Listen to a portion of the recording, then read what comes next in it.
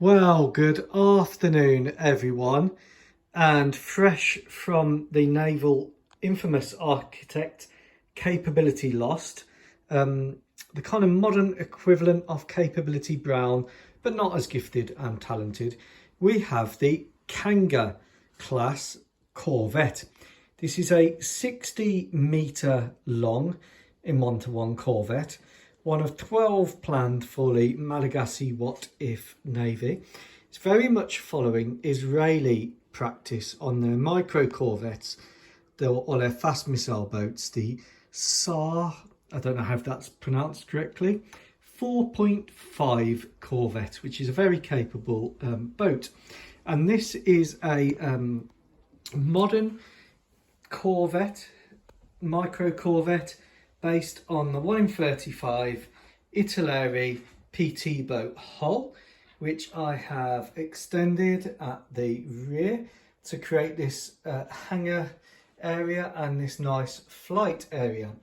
Now, just as in the Israeli practice, there are a few helicopter options. It can take two MD 500 class helicopters, light helicopters. We've got an anti-submarine warfare version here and a general purpose one here with a rescue winch.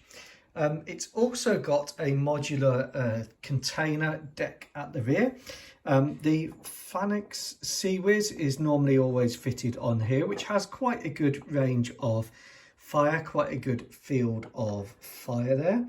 We've got electro-optical sensors here and here. We've got a mast dedicated to communications and ECM. We've got two rear 50 cals here. The roller doors for the hangar there, which can accommodate two of these helicopters once their blades are folded. And a rib on this side with the davits that would come out from there. That's also where ship-to-ship replenishment would take place. And a medium helicopter could do vertical replenishment and load supplies onto the deck, which are then wheeled in. Endurance of this Kanga Corvette is around 2 weeks at sea, 3,000 miles, that's unrefueled. Of course, if you factor in refueling at sea, you can extend the range. Crew is between 36 and 48, depending on what it's carrying and the mission role. It does have at the rear a towed sonar array, which comes out of this hatch here. So it's quite capable in terms of anti-submarine warfare. But the idea of this class of boat, because I'm not allowed ships, is that it is a littoral combat vessel, one that can operate in and around island chains in the Mozambique Strait, which I've renamed the Orlum Strait. And they operate in groups of 2 or 3. So they can get close in to protect landing craft, to go into those coastal areas where you wouldn't really want to commit a larger ship like a frigate. The smallest frigates are around double the length of these. And the difference is frigates like the Type 23 frigate, which my What If forces operate, has a 6,000 mile range and can go, across the Atlantic in the worst gales and storms. Obviously, this wouldn't sink in a gale or in a storm. However, it would be rough for the crew. And that's the difference with Corvettes, is the Corvettes are not really your open water, your deep water vessels. As you can see in World War II, the Flower Class Corvette, it was used in the Atlantic, but it was rough for the crew. And that's what you lose. So whilst this is a fast Corvette, you're looking at a good 40 knot top speed, powered by 3 large diesels. There's the exhausts and the grills and stuff for feeding the engines air. You're not going to commit this like you would a Type 23. The frigates now are essentially the old destroyers, and the destroyers now are essentially the old cruisers. So everything has gone up in capability and scale. The reason it's got the 2 helicopters and can operate the 2 helicopters is because this platform is too small, the MD500, to be multi role. So you've got a dedicated sort of general purpose search and rescue, and then you've got the anti-submarine warfare one. Now the normal preferred landing point is in the center here, which is really the best way of operating one helicopter at a time with one in the hangar.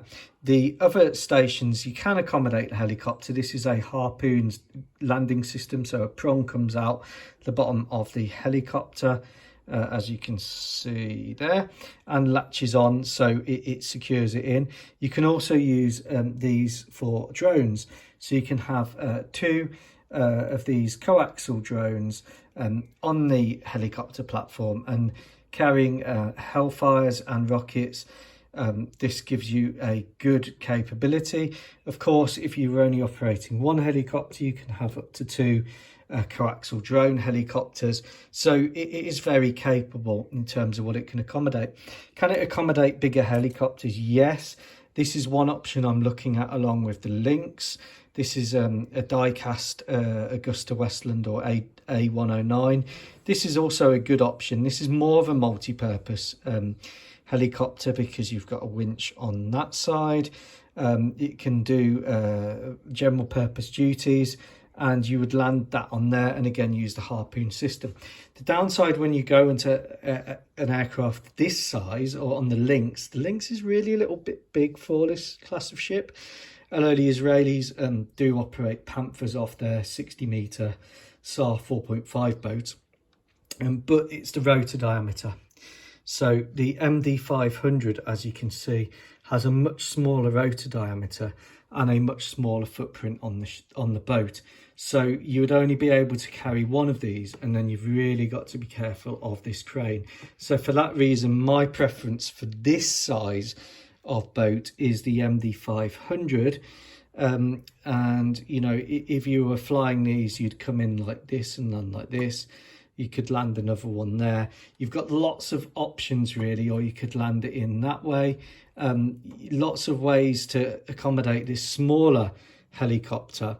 And personally, that's my preference, the MD500. I do think that the A109, whilst you could do it, you'd have to land it here and then you're away from the Harpoon system. So for that reason, really my preference is the MD500 for this class of boat.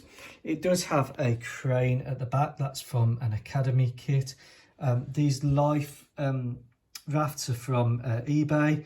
It's got the 4 RWSs, 50 cals from S&S model. I've just spotted a bit I've missed in the paint shop. It's got another electro-optical sensor at the front. It's got chaff and flare countermeasures launchers here, 3D air search radar, the ping pong ball radar, named because it's ping pong ball, and a couple of other radars there. I've gone for a nice uncluttered, clean, stealthy look. The I don't know what this is called, the forebit, the front bit, the, I don't know, mizzen mast, poop deck, blah, I don't know. This is where the anchor winches are and your ties for tying it up to the dock side. You'd also have ties at the back, and they'd come out the hangar deck. And these are your anchor chains here with the things that spin round. I'm not a naval person. 57mm Bofors Mark III, excellent weapon, anti-aircraft or anti-anything else. Check out the videos of the Bofors. It fires 3p programmable ammunition, which is absolutely insane. If we turn the boat around carefully, we'll look at the modular design. So the idea of capability lost designs is that they are all modular.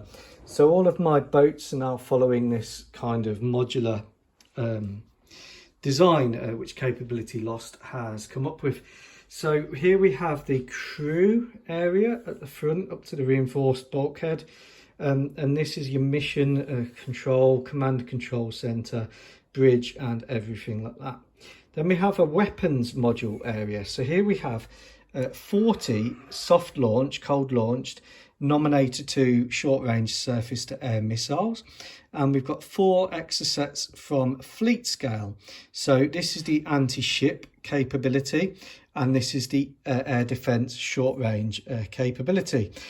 These boats don't carry, on the 60-metre Corvette, they don't carry medium range missiles such as the NASAMS.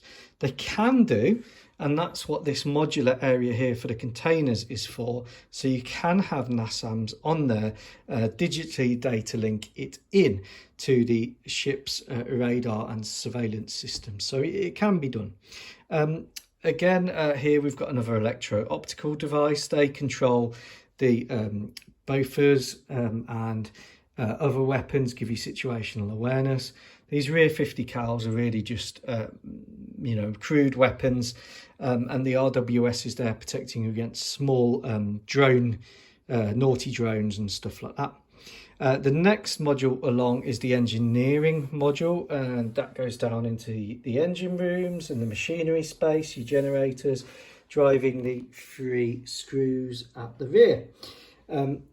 After that, you've got the hangar module with the container space on top. I need to glue that back on.